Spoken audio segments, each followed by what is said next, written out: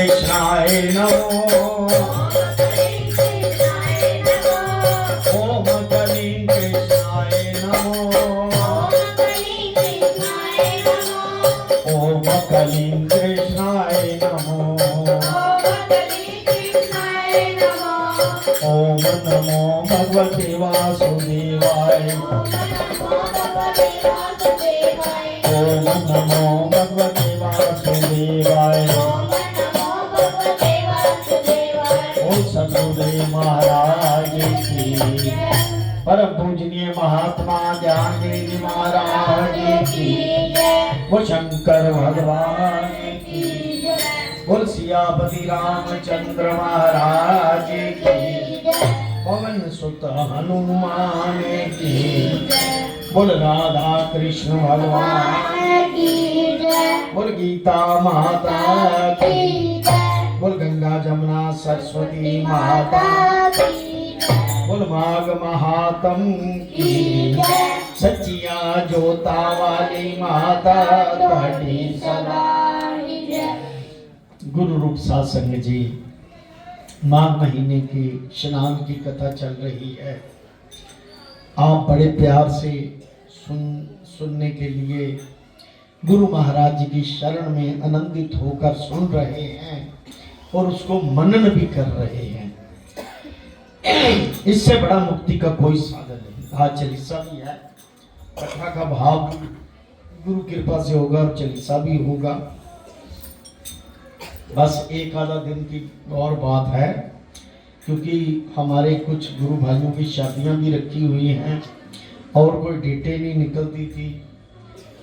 वैसे तो आगे भी हो सकती थी, पर चलो वो मर्जी होती है ना दोनों ग्रुपों की, लड़के और लड़की की, तो इसलिए थोड़ा वो भी बिजी है। कल के बाद वो भी शामिल हो जाएंगे बीच में। जितने भी 25-30 हमारे गुरु भाई हैं शादी में शामिल हो जाएंगे इधर सम्मेलन में, इधर माघ महीने की कथा में। आइए बड़े प्यार से सुने। सुबह हम सब ने मिलके एक बात सुनी थी, उसकी कुंडल और विकुंडल की 6ठे अध्याय में। वो राक्षस थे, दोनों बुरे काम करते थे, दुराचारी थे, अच्छे काम नहीं करते थे। एक वन में गया, वहां सिंह ने उसको खा लिया, शेर ने, और दूसरे को सांप ने डस लिया। यहां पर कथा का विराम हुआ था। और यमदूत के दूत, यमराज के दूत जो थे, उन दोनों को बांधकर यम के पास ले गए। मर गए ना। कहने लगे कि महाराज इन दोनों पापियों के लिए क्या आज्ञा है। यहां पर विराम। वो शंकर भगवान की सियावर राम जय जय राम। मेरे प्रभु राम जय जय राम। मेरे श्री राम जय जय राम। वो शंकर भगवान। 7वां अध्याय बड़े प्यार से चित्रगुप्त ने उन दोनों के कर्मों की आलोचना करते हुए दूत से कहा कि बड़े भाई कुंडल को घोर नरक में डालो। चित्रगुप्त ने दोनों के पुण्य और जो पाप थे दोनों गिनाए, और दूसरे कहते छोटे भाई भी कुंडल को तो नरक में बोल दिया। जो भी कुंडल है उसको कहते स्वर्ग ले जाओ, जहां उत्तम भोग है।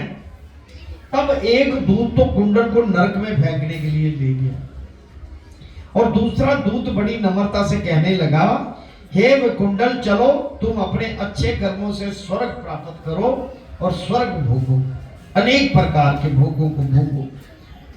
तब कुंडल बड़े विस्मय के साथ मन में संशय धार करके शक बह गया कि मैं तो जिंदगी कुछ चंगा ही नहीं काम किया। सारे पाप कर्म मेरे भरा ने ते मैं दोनों ने पाप कर्म किए। उसको शक हुआ। वो कहने लगा, हे यमदूत जी, मेरे मन में बड़ी आशंका पैदा हुई है, अतः मैं तुमसे कुछ पूछता हूं, कृपा करके मेरे प्रश्नों का उत्तर। हम दोनों भाई एक ही कुल से पैदा हुए, एक जैसे ही कर्म करते रहे। दोनों भाइयों ने भी कोई शुभ कर्म नहीं किया। फिर एक को नरक क्यों प्राप्त हुआ? मैं अपने स्वर्ग में आने का कोई कारण नहीं देखता। कहता मेरा कोई स्वर्ग में आने का कारण नहीं।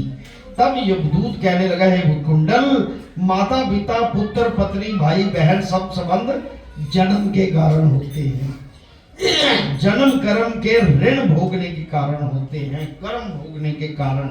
जिस प्रकार वृक्ष पर अनेक पक्षियों का आगमन होता है, उसी तरह इस संसार में पुत्र भाई माता पिता सबका संगम होता है। यहाँ पर मातलोक में लेन देन का चक्कर।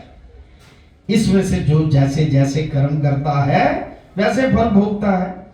तुम्हारा भाई अपने आप कर्मों से नरक गए। तुम्हारे भाई ने बुरे कर्म किए, वो नरक को चला गया। तुम अपने पुण्य कर्म के कारण स्वर्ग में जा रहे हो। बोल शंकर भगवान। अब पुण्य कर्म कौन सा है, ये ध्यान रखना है। तब विकुंडल ने आचार्य से पूछा, मैंने तो आज जन्म कोई धर्म का काम नहीं किया। पूरा जीवन आज जन्म सदैव पापों में ही लगा रहा। मैं अपने पुण्य के कर्म को नहीं जानता। यदि तुम मेरे पुण्य के कर्म को जानते हो तो कृपा करके बतलाओ। तब देवदूत कहने लगा कि मैं सब प्राणियों को भली भांति जानता हूं। देवदूत ने कहा, मैं सब प्राणियों को भली भांति जानता हूं, तुम नहीं जानते। सुनो, हरि मित्र का पुत्र सुमित्र नाम का ब्राह्मण था, जिसका आश्रम यमुना नदी की दक्षिण उत्तर दिशा में था। उससे जंगल में ही तुम्हारी मित्रता होगी और उसके साथ तुमने 2 बार माघ मास में श्री यमुना जी में स्नान किया। बोल सद्गुरुदेव महाराज। देखो, पिछली बात कह रहे हैं कि 2 बार तुमने माघ मास में यमुना नदी में स्नान किया। भगवान जो है ना, एक बार प्रश्न भी हुआ था,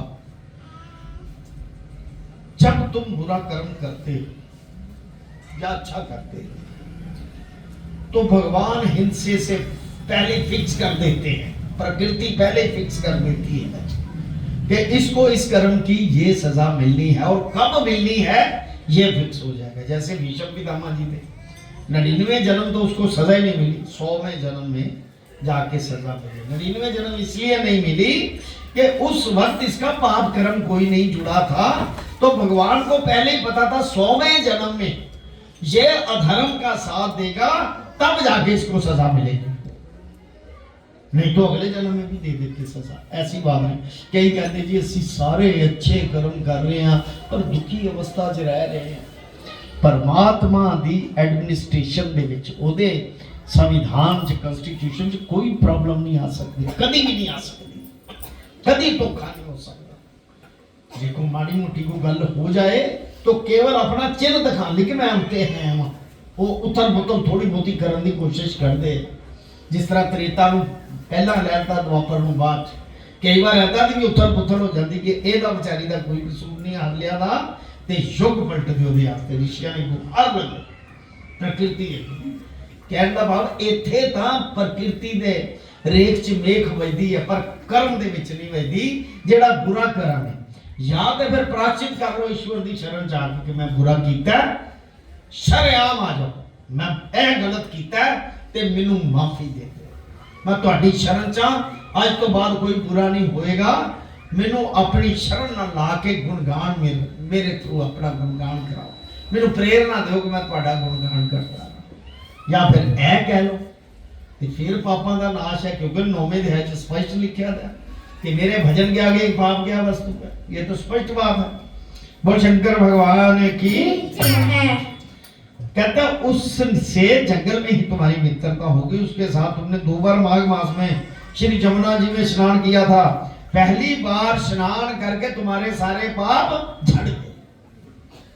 अब स्नान से पाप झड़ रहे हैं, देख लो आप मतलब ये नहीं कि आप पूरे भोगोगे।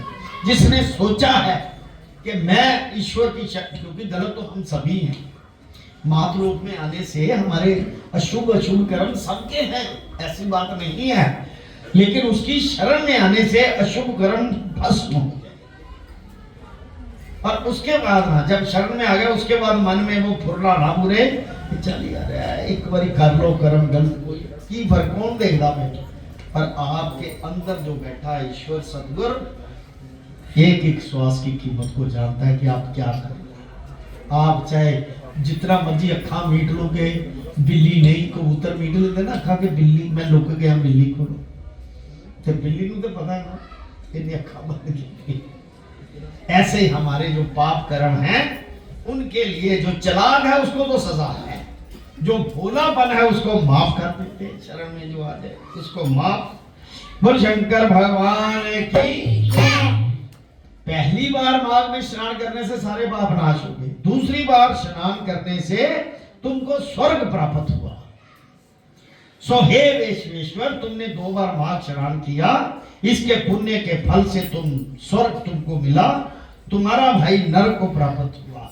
दत्तात्रेय जी कहने लगे कि इस प्रकार भाई के दुखों से अति दुखित होकर नम्रता पूर्वक मीठे वचन से दूतों से कहने लगा कि हे दूतों, सज्जन पुरुषों के साथ, ये पॉइंट नोट करना, ये हम सब के लिए है, सज्जन पुरुषों के साथ 7 पग चलने से मित्रता हो जाती है।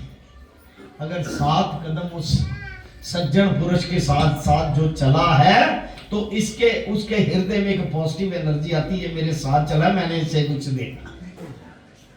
सज्जन पुरुष किसे कहा? सद्गुरु को, ईश्वर को, जिसका मन साफ है, जो आपके और आपके विचार आपके साथ जिसके मिलते हैं, वो सज्जन पुरुष।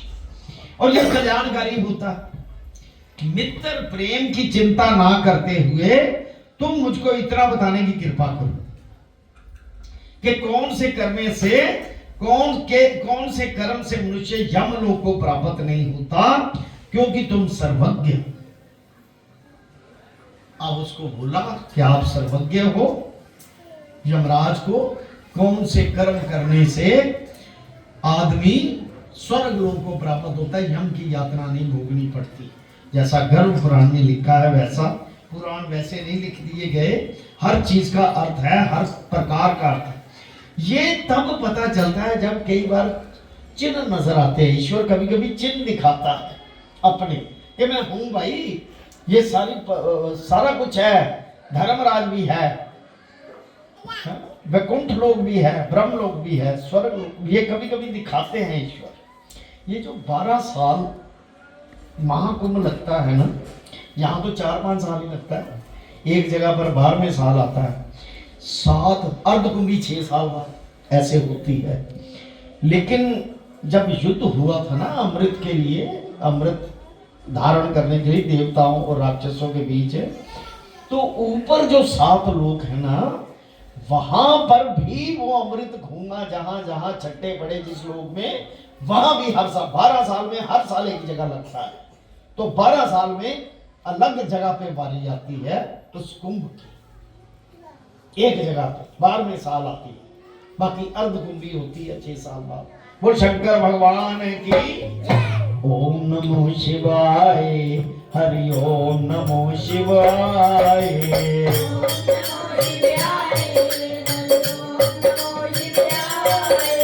ओम नमो शिवाय, हरि ओम नमो शिवाय।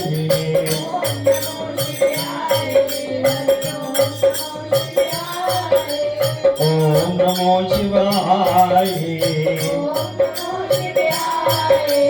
ओम नमो शिवाय, ओम नमो शिवाय, ओम नमो शिवाय।